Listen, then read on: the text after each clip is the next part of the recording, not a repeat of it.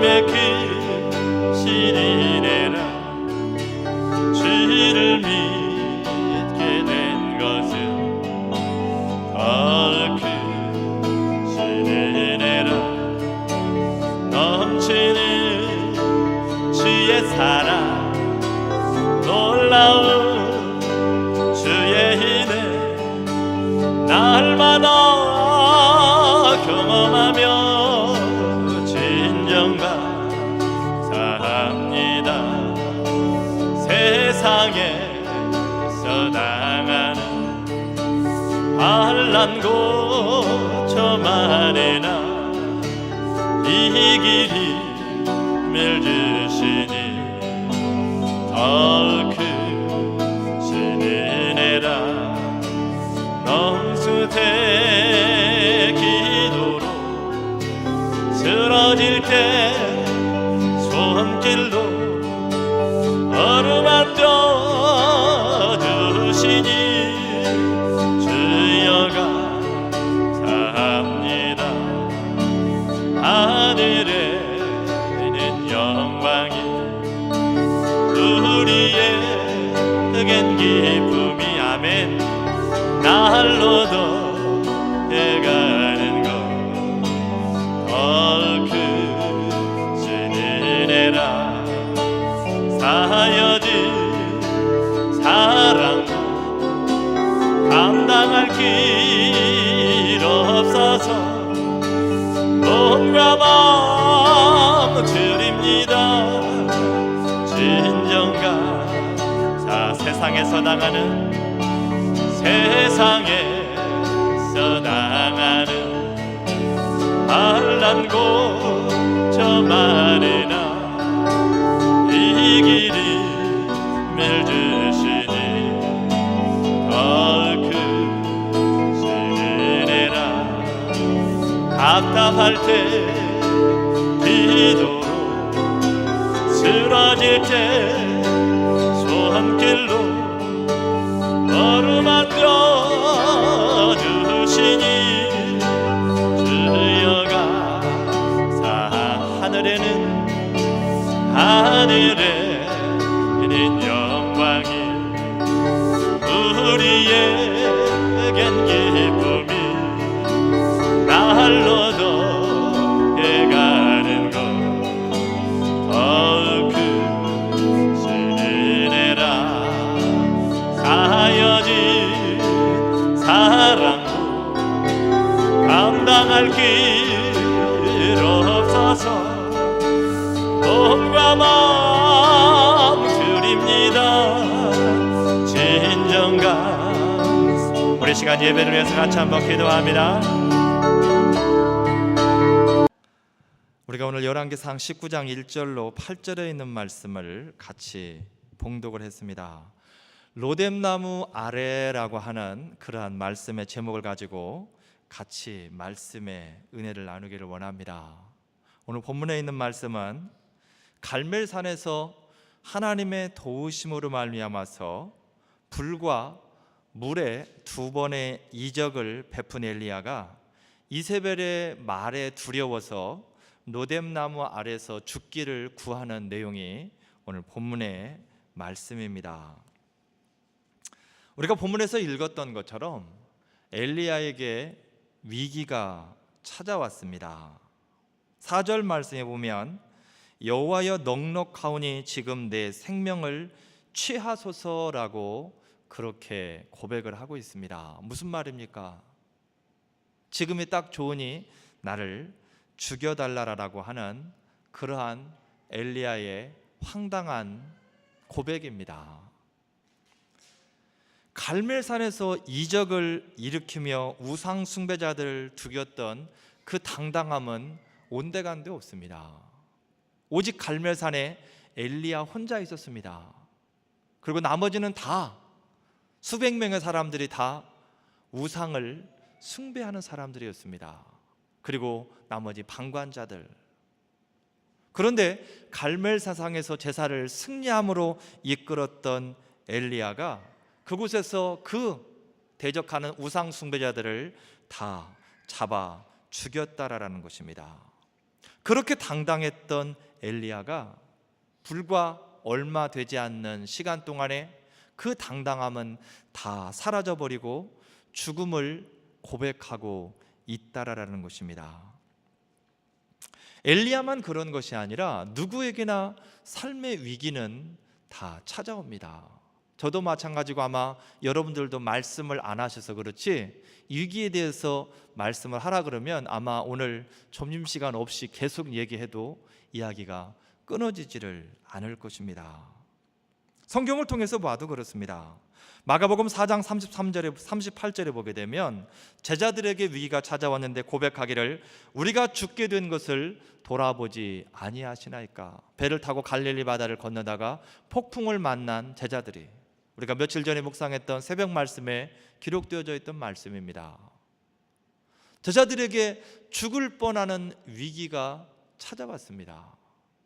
제자들에게만 찾아오는 것이 아니라 마태복음 4장 3절에 보게 되면 시험하는 자가 예수께 나와 가로되라고 그렇게 말씀하고 있습니다. 사단이 40일을 금식하신 예수 그리스도 앞에 찾아와서 예수님에게 위기를 가져다주고 있다라는 것입니다. 물론 예수님께서 말씀으로 그 위기를 다 헤쳐나가셨지만 예수님에게든지 제자들에게든지 그리고 여기에 앉아있는 저와 여러분들에게, 이 땅을 존재하는 살아가는 모든 사람들에게 상대를 가리지 아니하고 위기는 찾아온다라는 것입니다. 때와 장소를 가리지 않고 어느 한순간에 일어나는 것 같지만 그 위기는 계속 반복해서 우리의 삶 가운데에 밀려오는 파도처럼 치고 또 치고 또 치고, 그리고 결국 어느 한순간에 무너지는 상황이 생겨지게 된다라는 것입니다. 오늘 엘리야도 마찬가지입니다. 많은 반복이 엘리야에게 있었을 것입니다. 엘리야가 가뭄을 선포한 이후부터 그리 시냇가에 숨어서 까마귀의 공개를 받을 때에 그가 숨어있는 이유가 다른 것 때문이 아니라 아합이 그를 죽이려고 하기 때문에 피해서 숨어있는 겁니다. 그리고 과부의 공개를 받을 때도 마찬가지입니다. 이러한 일들이 계속해서 반복되어지면서 한순간에 그게 터지게 되었다라는 것입니다. 엘리야의 위기의 시작은 그러면 무엇입니까? 무엇이 엘리야에게 진짜 위기를 가져다 주었는가? 성경을 통해서 보게 되면 이세벨의 선전포고를 듣고 엘리야에게 위기가 닥치는 모습을 볼 수 있습니다. 그런데 엄밀히 말하면 이세벨의 엘리야를 죽이겠다라고 하는 선전포고가 엘리야에게 있어서 위기가 아니라 그 선전포고를 들은 다음에 엘리야의 행동이 엘리야에게 위기가 되어졌다라는 것입니다. 우리는 삶을 살아가면서 제대로 알아야 됩니다. 무엇이 나에게 위기인지. 대부분의 많은 사람들은 내 앞에 다가오는 그 위기 자체가 위기라고 생각을 합니다. 그렇지만 그 위기 자체가 위기가 아니라 그 위기에 내가 어떻게 대처해 나가느냐가 위기의 시작이라는 것입니다. 내가 어떻게 대처하느냐에 따라서 그것이 위기가 되어질 수도 있고, 또한 그것이 전화위복이 되어져서 나로 하여금 오히려 득이 되어지는 경우가 되어질 수 있다라는 것입니다. 오늘 엘리야에게 위기가 닥쳤는데 그 위기의 시작은 바로 이세벨의 선전포고가 아니라 엘리야의 행동에 있었다라는 거예요. 엘리야가 어떻게 행동을 하고 있습니까? 3절에 보게 되면 저가 이 형편을 보고 일어났다라고 그렇게 말씀을 합니다. 이세벨의 소리를 듣고 자신의 형편을 살펴보게 된 겁니다. 이제까지는 자신의 형편을 돌아보지 않았습니다. 하나님의 말씀이 선포되어지면 그 말씀을 붙들고 그 말씀을 선포하며 살았던 사람이 바로 엘리야였습니다. 그의 형편을 들여다보면 좀 전에도 말씀드렸던 것처럼 시냇가에 숨어서 까마귀가 가져다주는 양식을 먹으면서 그가 살았습니다. 그리고 과부가 아무것도 소유하지 못한 과부가 먹는 음식을 달라라고 하면서 구걸 아닌 구걸을 하면서 살아간 인생이 바로 엘리야였다라는 것입니다. 자신의 형편을 돌아보았다라면 아마 그는 그렇게 살지 않았을 것입니다. 그런데 그가 오늘 그러한 형편을 들여다보고 있다라는 것입니다. 여러분, 성도는, 저와 여러분은 우리의 삶 속에서 예수 그리스도를 바라보아야 승리할 수 있습니다. 형편을 바라보게 되면 결국 실패할 수밖에는 없다라는 것입니다. 왜냐하면 우리의 형편 가운데는 소망이 없습니다. 누구는 잘 살고 누구는 못 살고 그런다 할지라도 잘 사는 사람에게도 그 형편에게는 소망이 없고 못 사는 사람에게도 그 형편 안에는 소망이 없다라는 것입니다. 잘 살고 못 사는 사람에게만 소망이 없는 것이 아니라 이 땅에는 소망 자체가 없다라는 거예요. 어디를 둘러보아도 오직 예수 그리스도 안에만 소망이 있기 때문에 그렇다라는 것입니다. 그런데 안타깝게도 사단은 계속해서 우리의 형편에 눈을 돌리게 합니다. 그리고 좌절하게 만든다라는 것입니다. 마태복음 14장 30절에 보게 되면 바람을 보고 무서워 빠져가는 베드로에 대해서 말씀을 하고 있습니다. 베드로 또한도 예수 그리스도를 바라보고 그가 물 위를 걷고 있었지만 형편을 바라볼 때에 그가 물속으로 빠져들어가며 걱정하며 염려하며 두려워하는 모습을 볼 수 있다라는 것입니다. 또한 3절 말씀 계속해서 보게 되면 엘리야가 그 생명을 위하여 도망하였다라고 그렇게 말씀을 합니다. 마가복음 6장 33절 말씀에 보게 되면 너희는 먼저 그의 나라와 그의 의를 구하라. 그리하면 이 모든 것을 더하리라, 너희에게 더하시리라라고 그렇게 말씀을 합니다. 또한 누가복음 17장 33절에서는 이렇게 말씀합니다. 무릇 자기 목숨을 보존코자 하는 자는 잃을 것이요 잃는 자는 얻으리라라고 그렇게 말씀을 하고 있습니다. 성도는 자신을 위해서 살아가는 사람들이 아닙니다. 내 생명을 위해서 살아가는 사람들이 아니라라는 거예요. 그러면 무엇을 위해서 사는 사람들입니까?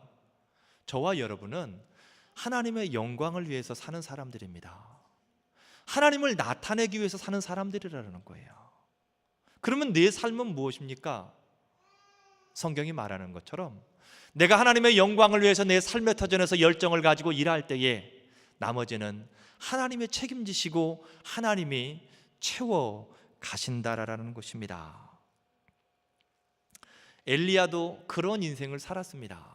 좀 전에 말씀드렸던 것처럼 생명을 돌아보지 아니하며 형편을 돌아보지 아니하며 오직 하나님만을 위하여서, 하나님의 영광을 위하여서, 하나님의 그 땅에 나타나기를 위하여서 엘리야도 열정적으로 살았다라는 것입니다. 그런데 어쩔 수 없는 것은 엘리야 또한도 육신을 입고 있는 나약한 인생이었다라는 거예요. 하나님이 아니었다라는 것입니다. 결국 엘리야 또한도 나약할 수밖에 없는 그러한 인생, 위기 앞에 무너질 수밖에 없는 그러한 인생이었다라는 것입니다. 이 나약한 엘리야의 행동을 들여다보면 4절 말씀에 호렙나무 아래에 앉아서 죽기를 구하였다라고 그렇게 말씀을 합니다. 호렙나무 아래에 앉아서 죽기를 구했답니다. 호렙나무 하면 여러분들 지금 머릿속에 어떤 상상이 들어가십니까? 딱 드는 생각, 호렙나무 했을 때에 아시는 분도 계시지만 여러분들이 이해를 돕기 위해서 말씀을 드린다면 호렙나무는 지금 여러분들이 대부분 상상하는 그러한 나무가 아닙니다. 쉽게 이야기를 하면 시골에 가면 빗자루를 만들 때 쓰는 쌀이나무가 있습니다. 이건 나무라고 할 수가 없습니다. 그냥 줄기만 이렇게 여러 줄기가 뿌리에서 한꺼번에 다 올라옵니다. 일반적인 나무처럼 줄기가 하나로 올라와서 가지가 퍼지고 그늘이 생기는 그러한 나무가 아니라라는 거예요. 그냥 풀 같은 좀 굵은 손가락 굵기의 나무들이 계속 줄기들이 뿌리에서 한꺼번에 다 올라옵니다. 그리고 이 노뎀나무는 크기가 한 2m 정도 성장을 합니다. 나무라고 하기에는 조금 그렇습니다. 거기에서 앉아서 쉬는 것 또한도 조금 없어 보입니다. 너무나도 초라하게 그지없는 그러한 나무라라는 것입니다. 그런데 오늘 엘리야가 그 나무 아래에 앉아서 죽기를 구하고 있다라는 것입니다. 거기에서 뭐 하고 있습니까? 죽기를 구했다라는 거예요. 기도하고 있다라는 것입니다. 보잘것없는 나무 아래에 앉아서 기도를 하기는 하는데 어떤 기도하고 있습니까? 죄송합니다. 개떡 같은 기도하고 있는 겁니다. 기도라고 볼 수도 없는 그러한 개떡 같은 기도를 엘리야가 하고 있다라는 거예요. 모름지기 기도라고 한다라면 소망을 갖는 기도를 드리는 것이 기도라고 생각을 합니다. 하나님, 지금 이렇게 힘이 든데 이렇게 도와주세요. 그게 바로 일반적인 기도라는 것입니다. 그런데 엘리야는 지금 그러한 기도를 소망을 가지는 기도가 아니라 절망에 섞인 기도, 절망으로 끝내달라고 하는 그러한 기도를 엘리야는 하고 있다라는 것입니다. 5절 말씀에 계속해서 보게 되면 호렙나무 아래 누워서 잠이 들었다라고 그렇게 말씀합니다. 기도하다가 잠이 들은 거예요. 삶에 지쳐서 기도하다가 엘리야가 잠이 들었습니다. 자신의 사환을 남겨두고 하룻길을 광야로 들어갔습니다. 하룻길이면 일반적으로 한 40km 정도를, 정상적인 사람이 걸을 때에 40km 정도를 이동을 합니다. 엘리야가 그만큼을 이동해서 로뎀나무 아래 앉아서 하나님 앞에 죽기를 구하고 너무 지쳐서 이제 잠이 들었다라는 것입니다. 오늘 본문을 통해서 보게 되면 엘리야가 잠이 든 것도 은혜입니다. 잠이 들지 아니하고 계속 걱정하고 염려하며 근심하고 절망하다가 스스로 목숨을 끊어버렸다라면 어떻게 하겠습니까? 그런데 엘리야가 기도하다가 잠이 들었다라는 것입니다. 이것 또한 하나님의 은혜다라는 거죠. 그런데 진짜 은혜는 지금부터 시작입니다. 5절 말씀에 보게 되면 잠든 엘리야에게 천사가 찾아왔다라고 말씀을 합니다. 그리고 그를 어루만졌다라는 거예요. 그를 깨웠다라는 것입니다. 그리고 하는 말씀이 일어나 먹으라라고 말씀을 하고 있습니다. 지친 엘리야에게 양식을 공급하고 있다라는 것입니다. 하나님은 고통 중에 있는 성도를 홀로 두지 않는 사랑의 하나님이십니다. 여러분들이 어떠한 고통 중에 있을 때에 결코 혼자 있다라고 좌절하지 마시기 바랍니다. 그 고통 중에 있는 순간 헤어나올 수 없을 것 같은 그 어려운 상황 가운데서도 하나님은 여러분을 어루만지시고 계시다라는 것입니다. 엘리야가 6절 말씀에 계속해서 보게 되면 이에 먹고 마시고 다시 누웠다라고 그렇게 말씀을 하고 있습니다. 얼마나 영적으로 육적으로 지쳤으면 손 하나 까딱할 수 없을 만큼 육신적으로 지쳐있고 영적으로도 더 이상 죽는 것을 기도하는 것 외에는 더 이상 소망 있는 기도를 할 수 없는 그러한 상황 가운데에 있는 엘리야의 모습을 정확하게 표현하고 있는 모습일 수 있습니다. 먹고 또다시 잠이 들었다라는 거예요. 7절 말씀에 계속해서 보게 되면 또 다시 와서 어루만지며 일어나서 먹으라라고 하나님께서 말씀하십니다. 지쳐서 영으로 육으로 지쳐서 먹고 잠이 든 그 엘리야에게 또다시 천사가 찾아와서 그를 어루만지며 양식을 또 공급했다라는 것입니다. 하나님의 계속되는 사랑과 은혜를 볼 수 있는 그러한 부분입니다. 하나님의 사랑과 은혜는 언제까지 베풀어집니까? 70번씩 7번? 예, 맞습니다. 우리가 회복될 때까지 하나님의 사랑과 은혜는 계속해서 베풀어집니다. 내가 어떠한 형편에 있든지 어떠한 상황에 있든지 그 절망적인 상황에서 내가 회복해서 새로운 힘을 공급받아서 일어날 때까지 하나님은 계속해서 사랑과 은혜를 그 사람에게 베푸신다라는 것입니다. 8절 말씀에 계속해서 보게 되면 이에 일어나 먹고 마시고 그 식물의 힘을 의지하여 40주 40야를 행하여 하나님의 산 호렙에 이르니라 라고 그렇게 말씀합니다. 하나님께서 공급하시는 그 양식을 다시 일어나서 먹었답니다. 그리고 그 식물 때문에 이제 힘을 공급받았다라는 거예요. 그가 하나님의 말씀에 의지하여서 이제 이동을 합니다. 얼마나 이동을 했는가? 오늘 성경은 말하기를 40주 40야를 이동했다라고 그렇게 말씀합니다. 이 말씀은 무슨 말이냐면 40일을 이동했다는 말인데 그날 두 번째 공급하신 그 양식의 힘으로 더 이상 음식을 먹지 아니하고 금식하는 가운데에 40일을 움직였다라는 것입니다. 하나님이 함께 하시니 보잘것없는 나무 아래서 먹고 마시고 쉬고 제대로 힘을 얻어서 회복이 되어졌다라는 것입니다. 할렐루야. 하나님이 함께 하시면 이러한 은혜가 있습니다. 하나님이 도우시면, 하나님이 공급하시면 먹고 마시고 쉬는 은혜가, 그를 통하여 새로운 힘을 공급받는 은혜가 우리의 삶 가운데에 있어지게 되어진다라는 것입니다. 엘리야는 그렇게 해서 새로운 힘을 공급하다 하나님의 사역을 계속해서 감당해 나갑니다. 그러면 나는 어떻게 합니까? 엘리야는 그렇게 해서 은혜를 받았는데 나는 어떻게 합니까? 나도 지금 힘든 지경인데, 나도 지금 너무 힘들어서 모든 것을 내려놓고 싶은데, 엘리야하고 섰을 때에 나도 못지않게 정말 죽고 싶을 때가 한두 번이 아닐 정도로 힘든 상황들이 나의 앞길을 가로막는데 나는 그러면 어떻게 합니까? 오늘 엘리야는 보잘것없는 노뎀나무 아래서 쉬고 양식을 공급받음으로 말미암아서 그가 영육간의 회복함을 얻었습니다.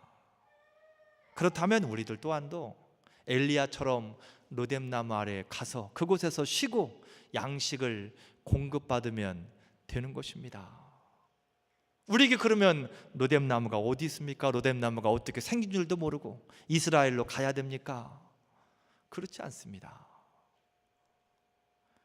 엘리야는 노뎀나무 아래서 하나님께서 그를 만나 주셨지만 저와 여러분은 하나님께서 십자가 아래서 우리를 만나 주시기 때문에 그렇다라는 것입니다.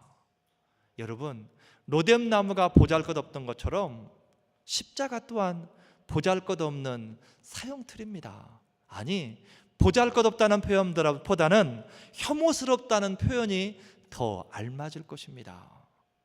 거기에서 사람들이 처참하게 죄인들이 죽어가는 장소가 십자가이기 때문에. 그런데 예수 그리스도께서 그곳에서 우리의 죄를 대속하시고 죽으신 다음부터 그 십자가가 달라졌다라는 것입니다. 우리는 엘리야가 노뎀나무 아래서 은혜를 입었던 것처럼 저와 여러분들은 우리의 삶의 어려운 형편 가운데에 십자가로 나가서 은혜를 받아야만 됩니다. 이유는 왜입니까? 그곳의 보혈이 죄악으로 말라 죽어가는 우리의 영혼을 촉촉하게 되살리기 때문에 그렇다라는 것입니다. 십자가 아래는 보혈이 흐릅니다. 그 보혈이 우리에게 생명수를 공급한다라는 거예요. 죄악 때문에 죽어가는 내 영을 살리는 은혜가 그 십자가 아래 있다라는 것입니다. 그곳의 말씀이 갈급한 우리의 삶의 생기를 공급하기 때문에 그렇다라는 것입니다. 십자가에서 공급되어지는, 십자가에서 선포되어지는 그 말씀이 갈급한 내 심령을 새롭게 한다라는 것입니다. 십자가의 사랑이